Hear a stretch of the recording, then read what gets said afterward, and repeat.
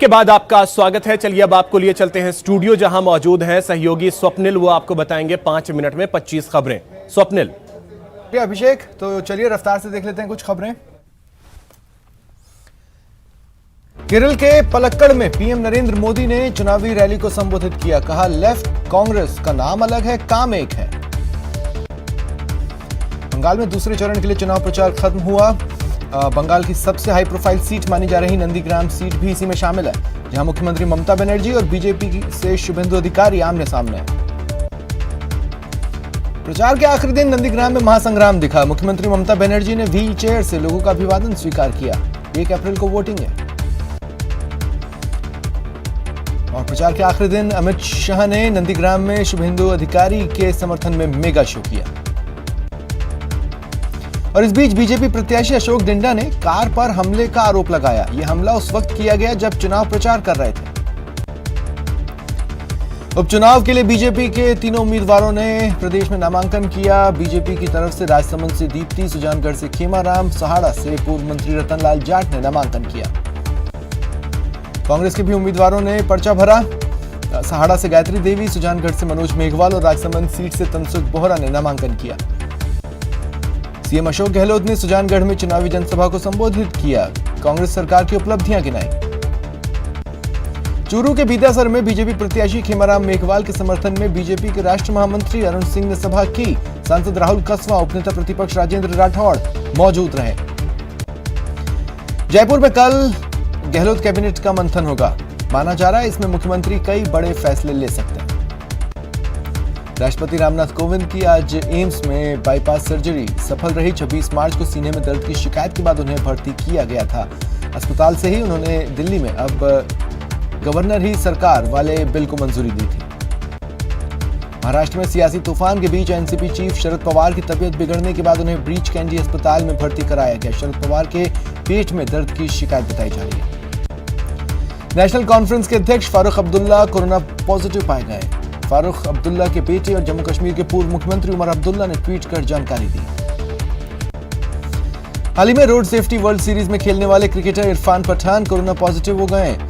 उनसे पहले इस सीरीज में इंडिया लीजेंड्स की ओर से खेलने वाले सचिन तेंदुलकर, यूसुफ पठान और सुब्रमण्यम बद्रीनाथ भी संक्रमित हो चुके हैं। संपूर्ण लॉकडाउन की संभावनाएं बढ़ रही हैं। बीते दिनों मुख्यमंत्री उद्धव ठाकरे ने इसके संकेत दिए थे, लेकिन अब पूर्ण लॉकडाउन के खिलाफ आवाज भी उठ रही है। देश में पिछले 24 घंटों में 56,211 नए कोरोना केसेस आए। पिछले 5 दिनों में ये सबसे कम केसेस हैं। इधर मरुधरा में पिछले 24 घंटे में 665 मामले आए। सबसे ज्यादा जोधपुर में 141 केस आए।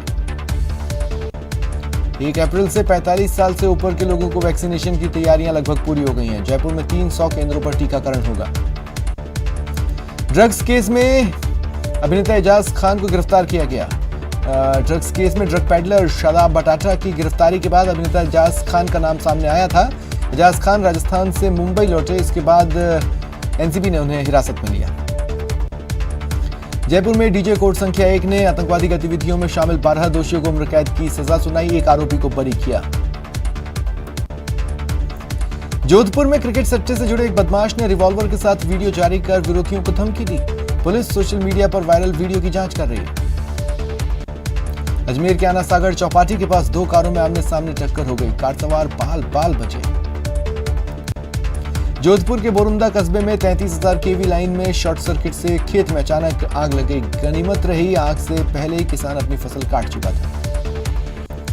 कोटा की जनता को नवनिर्मित फ्लाईओवर की सौगात मिल गई है। 1 किलोमीटर लंबे फ्लाईओवर को 140 करोड़ की लागत से बनाया गया है। माना जा रहा है अब शहर में यातायात का दबाव कम होगा। आज राजस्थान 72 साल का हो गया। 1949 में आज ही के दिन 22 रियासतों को मिलाकर राजस्थान बनाया गया था।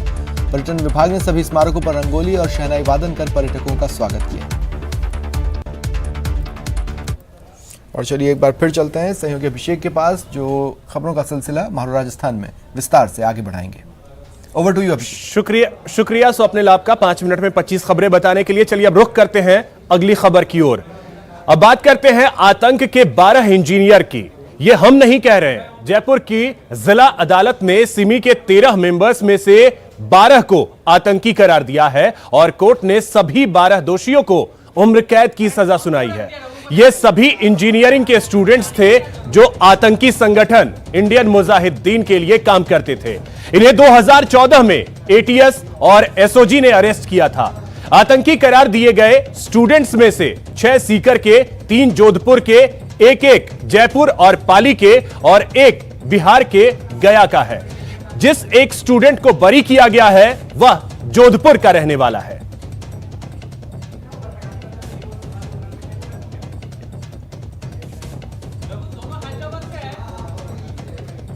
अदालत ने जो एक एक्यूज को तो बरी किया था और बाकी को दोष सिद्धि कर दिया है और धारा 121 के तहत सभी को एलआई की सजा से दंडित किया गया है।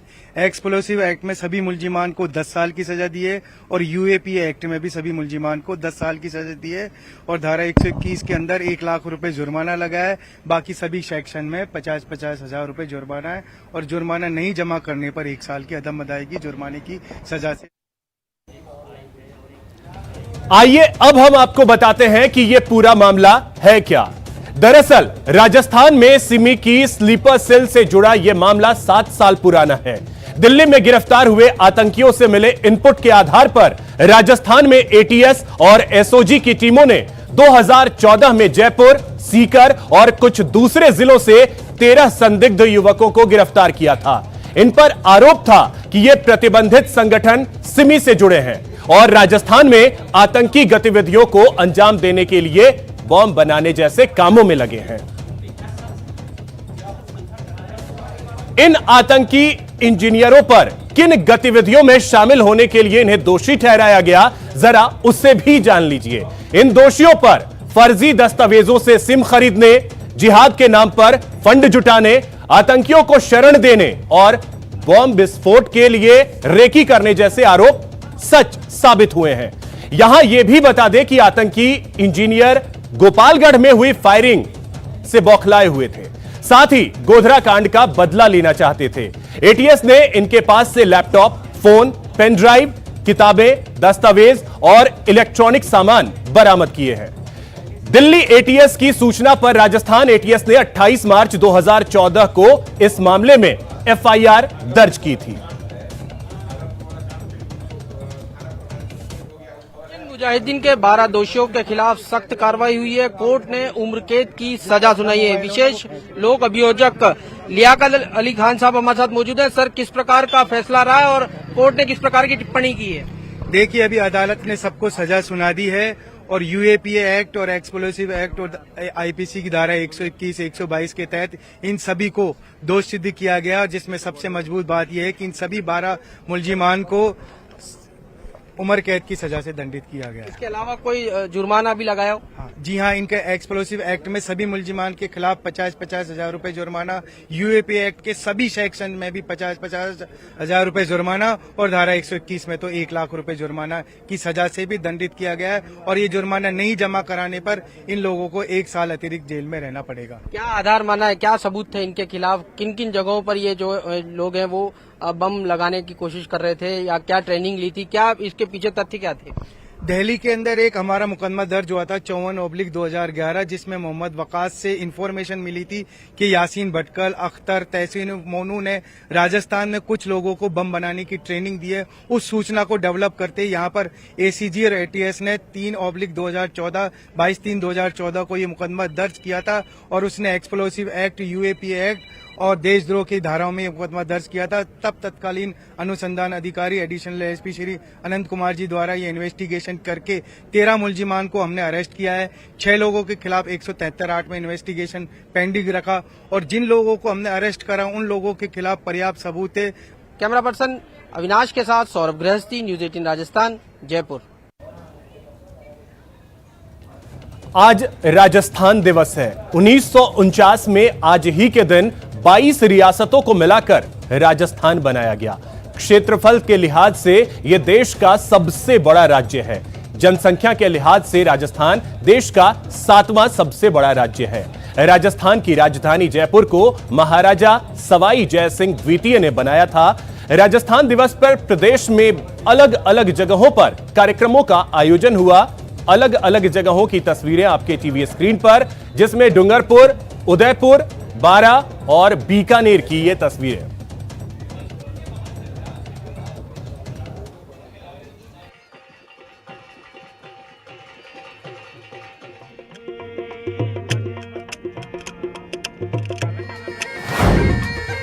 मैं, आज मेरा जन्मदिन है।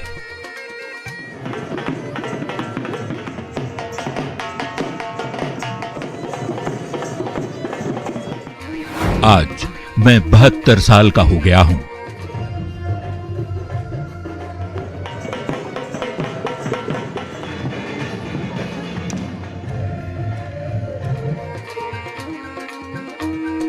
राजस्थान हूं मैं, राजाओं महाराजाओं का मान हूं मैं, सुनहरा और समृद्ध स्थान हूं मैं। राजपूत, गुर्जर, मौर्य और जाट राजाओं के पराक्रम का साक्षात प्रमाण हूं मैं। शौर्य और गौरवशाली इतिहास की पहचान हूं मैं। अपने आगोश में अनगिनत शौर्य गाथाओं को समेटे इतिहास हूं मैं। अपनी समृद्ध संस्कृति और वैभवशाली विरासत के लिए विख्यात हूं मैं। शौर्य और साहस का दूसरा नाम हूं मैं। रणबांकुरों और वीरांगनाओं की पहचान हूं मैं। जोश और जांबाजी की मिसाल हूं मैं। राजस्थान हूं मैं। झीलों सा निर्मल हूं, रेत से नाजुक हूं, चट्टानों सा सख्त हूं, रंगों सा रंगीला राजस्थान हूं मैं। आन बान और शान हूं मैं। भक्ति त्याग की दास्तान हूं, मजहबी मिसाल हूं, परंपरा की पहचान हूं, हाथों का हुनर हूं, मेहमान नवाजी में बेमिसाल हूं। ऊंटों की उड़ान हूं, भव्य महलों और उत्सवों का उदाहरण हूं, सुर संगीत का संगम हूं, कठपुतली की जान हूं, इठलाती मूंछों की आन हूं, रंगीली पगड़ी की जान हूं, हां राजस्थान हूं। आज ही के दिन 22 रियासतों को मिलाकर बना 30 मार्च 1949 को मेरा जन्म हुआ। एकीकरण की प्रक्रिया 7 चरणों में 1 नवंबर 1956 को पूरी हुई। 3,42,239 वर्ग किलोमीटर में मेरा फैलाव है। मुझे बनाने के लिए 22 रियासतों को मिलाया गया। एकीकरण में कुल 8 साल 7 महीने और 14 दिन लगे। एकजुट करने में 3,144 दिन लगे। 1947 की 8वीं धारा के तहत रियासतों को आत्मनिर्णय का अधिकार दिया। आज जैसा मैं आपको दिख रहा हूं, वैसा मैं एक दिन में नहीं बना, पूरे 7 चरणों में बना। आइए हम आपको बताते हैं कैसे कैसे मेरा विस्तार हुआ और नाम बदला। 7 चरणों में हुआ राजस्थान का गठन। पहला चरण 18 मार्च 1948। पहले अलवर, भरतपुर, धौलपुर, करौली रियासतों का विलय होकर मत्स्य संघ बना। धौलपुर के तत्कालीन महाराजा उदय सिंह राज प्रमुख और अलवर राजधानी बनी। दूसरा चरण 25 मार्च 1948।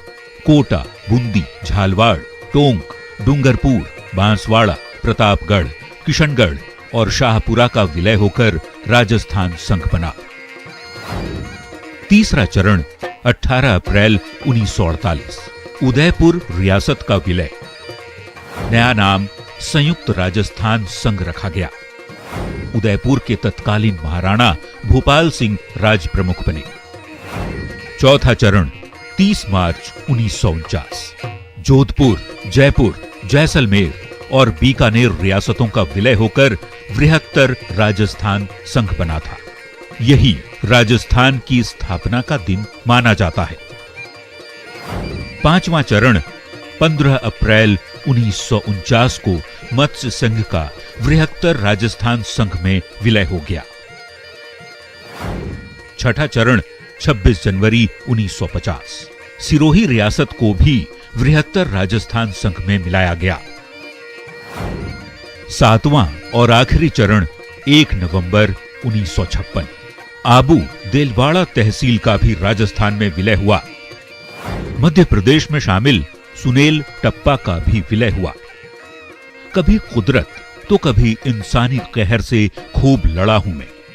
हर चुनौती को मात देकर हर बार यूं ही शान से खड़ा हूं मैं। फतह की फितरत पर अडिग रहा हूं मैं। हां, राजस्थान हूं मैं। Bureau report, news 18 Rajasthan. तो चलिए अब बात करते हैं राजस्थान दिवस पर कैदियों को मिले सौगात की। प्रदेश सरकार ने राजस्थान दिवस पर प्रदेश की जेलों में बंद 1345 कैदियों को आज रिहा कर दिया। ये वो कैदी हैं जिनकी 14 साल की सजा पूरी हो चुकी है, साथ ही जिनका आचरण जेलों में अच्छा रहा हो। दौसा और जयपुर की जेलों में बंद कैदियों को रिहा करने का कार्यक्रम आज जेल मुख्यालय पर आयोजित किया गया। इस दौरान डीजी जेल सहित कई जेल अधिकारी मौजूद रहे। डीजी जेल राजीव दासोद से बात की हमारे संवाददाता राकेश गुसाई ने। राजस्थान दिवस के उपलक्ष्य में राजस्थान के जेलों के अंदर बंद तमाम कैदियों को, तकरीबन 1345 कैदियों को आज रिहा कर दिया गया। ये राजस्थान के इतिहास में, राजस्थान की जेलों के इतिहास में ये पहला वाकया, और ये सब तब हो पाया जब डीजी जेल द्वारा इसके लिए प्रयास किए गए। महज कुछ दिनों के प्रयास के बाद ही राज्य सरकार के द्वारा इस पर डिसीजन लिया और आज वो सुखद दिन है। मेरे साथ में बात करने के लिए डीजी जेल है। सर, किस तरीके का सोच था जिसको आपने इम्प्लीमेंटेशन किया? देखिए, भारतीय संविधान की धारा 161 और दंड प्रक्रिया संहिता सीआरपीसी की 432 सब सेक्शन 1, इसमें हमें पावर्स है राज्य सरकार को कि वो अगर उचित समझे और फिट केसेस हों तो उसमें समय पूर्व बंदियों की रिहाई कर सकते हैं। कि जिन्होंने 14 साल की वास्तविक सजा पूर्ण कर ली है और अच्छे बिहेवियर की वजह से उनको 2.5 साल का रेमिशन मिल गया है, यानी परिहार मिल गया है, छूट मिल गई है।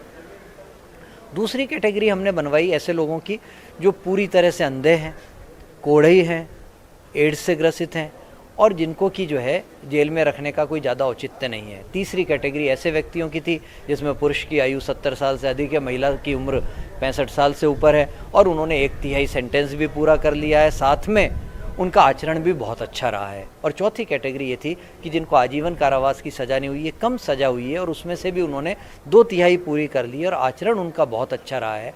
ऐसी 4 कैटेगरीज़ को हमने सेलेक्ट किया, लेकिन साथ ही में हमने 28 कैटेगरी ऐसी भी छांटी कि यदि वो इन 4 कैटेगरी में आ रहा है, लेकिन अगर वो इन 28 कैटेगरी में आता है तो उनको नहीं छोड़ा जाएगा। जैसे बलात्कारी को नहीं छोड़ा जाएगा, पोक्सो एक्ट के अपराधियों को नहीं छोड़ा जाएगा, एनडीपीएस के अपराधियों को नहीं छोड़ा जाएगा, दहेज हत्या वालों को नहीं छोड़ा जाएगा, राष्ट्र विरोधी गतिविधियों वालों को नहीं छोड़ा जाएगा। ऐसे 28 कैटेगरी वालों को नहीं छोड़ा जाएगा। जयपुर जेल से मैं राकेश गुसाई। यहां वक्त हो चला है एक छोटे से ब्रेक का।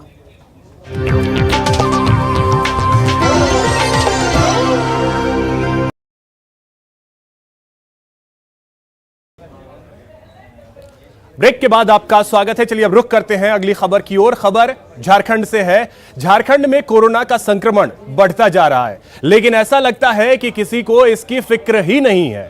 आम लोगों की तो बात छोड़िए, नेता भी इसे लेकर गंभीर नहीं है। जामताड़ा में पूर्व कृषि मंत्री सत्यानंद झा बाटुल के कुंडहित बनकाठी आवास पर डांसर ने जमकर ठुमके लगाए। अब यह वीडियो वायरल हो रहा है।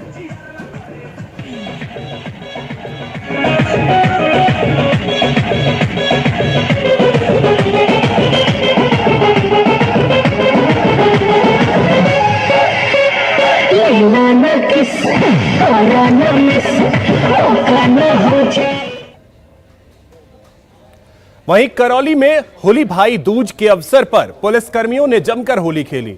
उन्होंने एक दूसरे को रंग गुलाल लगाकर शुभकामनाएं दी, साथ ही डीजे की धुन पर जमकर ठुमके भी लगाए।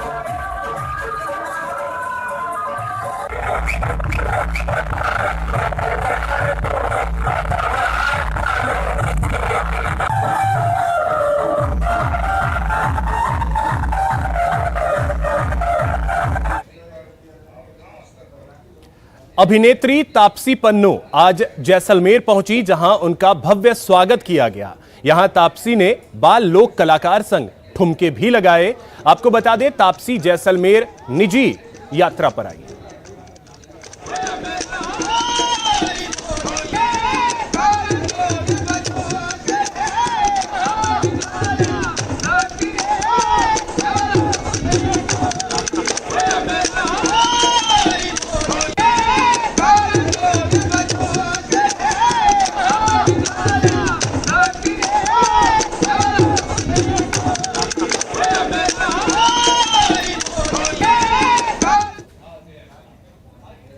तो इसी के साथ इस बुलेटिन में फिलहाल इतना ही। मुझे दीजिए इजाजत। देखते रहिए न्यूज़ 18 राजस्थान। नमस्कार।